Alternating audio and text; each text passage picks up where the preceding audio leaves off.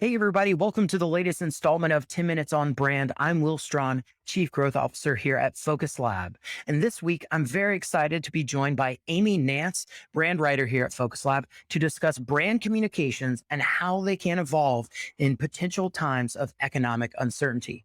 With that, let's go ahead and dive in.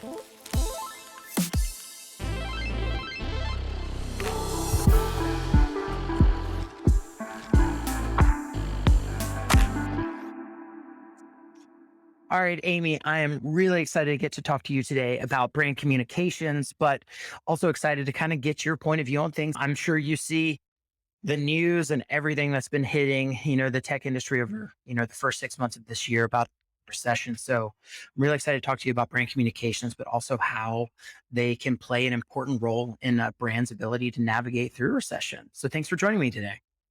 You're very welcome. I'm happy to be here. Yeah, this is our first 10 minutes on brand together, right? It is. It's an honor. Oh, all right. We'll see if you say that after I keep pulling you into these. Sure. You can check in later. Yeah, we'll check in next year and see how you feel about it.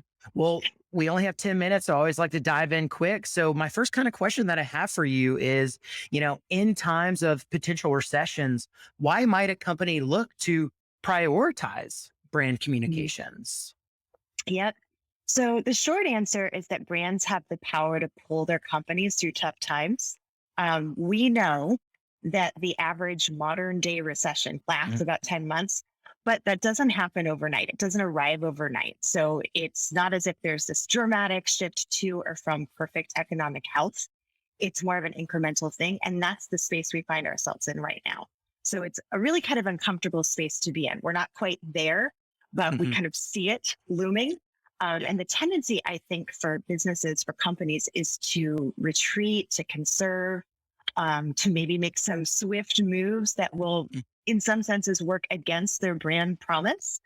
I think the best thing that they can actually do is to re up in their brand because of the fact that it's sort of a changing scenario. People are looking for honest communicators. They're looking for constancy. They're looking for strong leadership.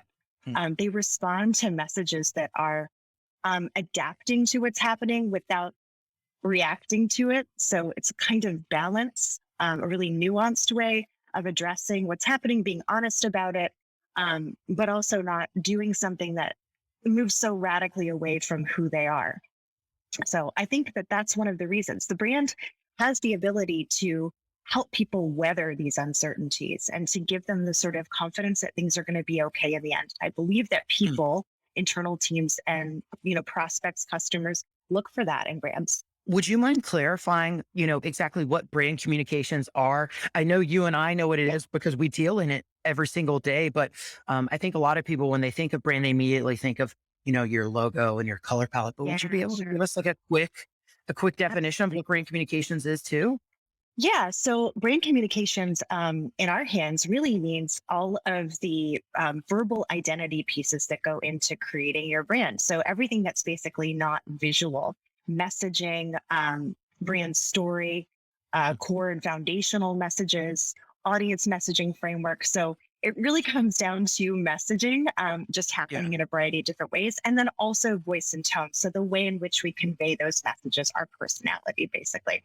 Got it. Okay. Yeah. And then, so with this potential looming recession, we don't know. By the time this comes out, I don't know. They may have announced that we are in a recession. We don't really know yet. I We think we're don't know. recording this early July.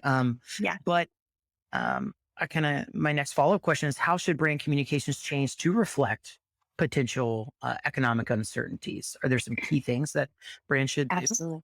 Absolutely. So it's important to evaluate your messaging in light of your audience's new needs, um, keeping in mind that things are shifting and they're looking potentially for different things. So, take, for example, your value propositions, which is an important piece of your communications.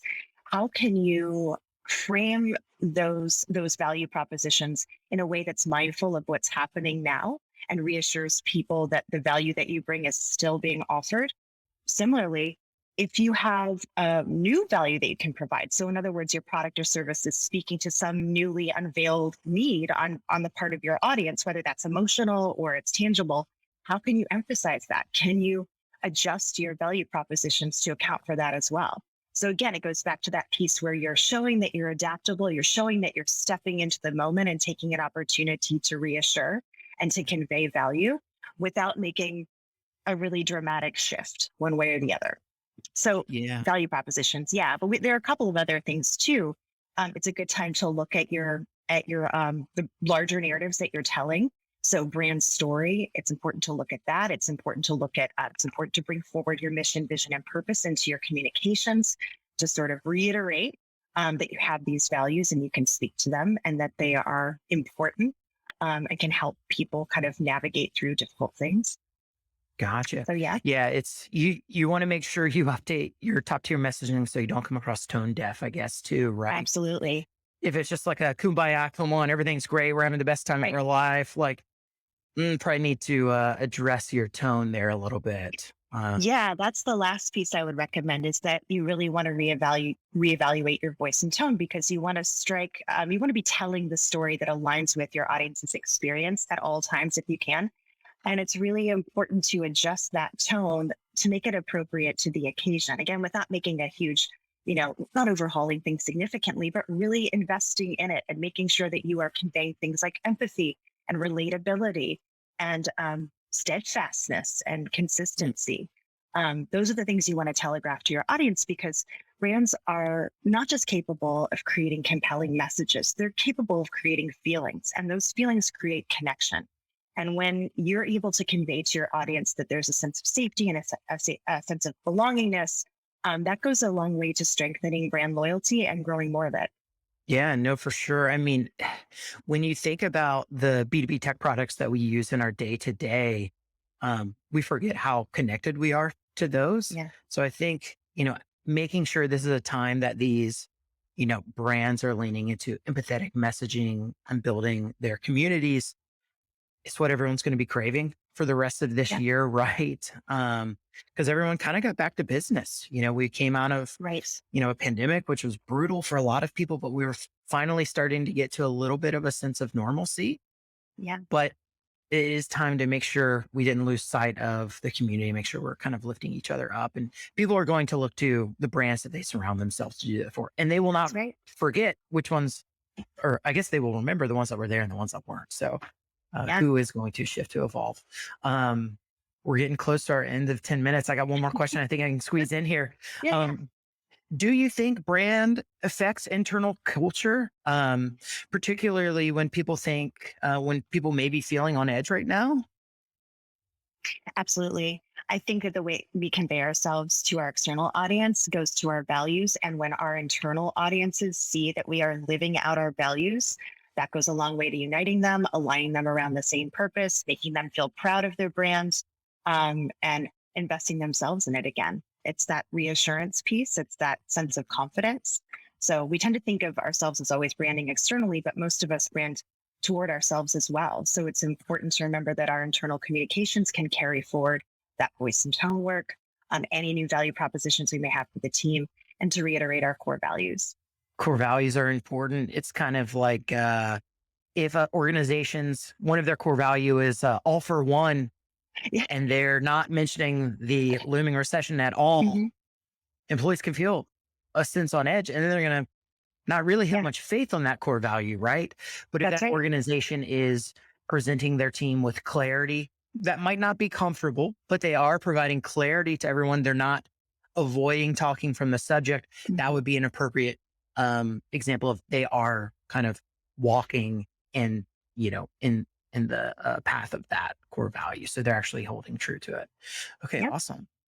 Well, Amy, thank you so much. We'll see what happens. I think, like you mentioned, there's a huge opportunity for a lot of brands out Right. there Yeah. to take a look at messaging. It's not static. It cannot stay the same. Hmm. Messaging cannot, it's not meant to weather all types of scenarios. So the verbal side of a brand is one that should definitely be, a lot of companies should be taking a look at right now. But thank you so much Absolutely. for your time and Thank for you. chatting about this. Thanks, Will. Good to see All you. right.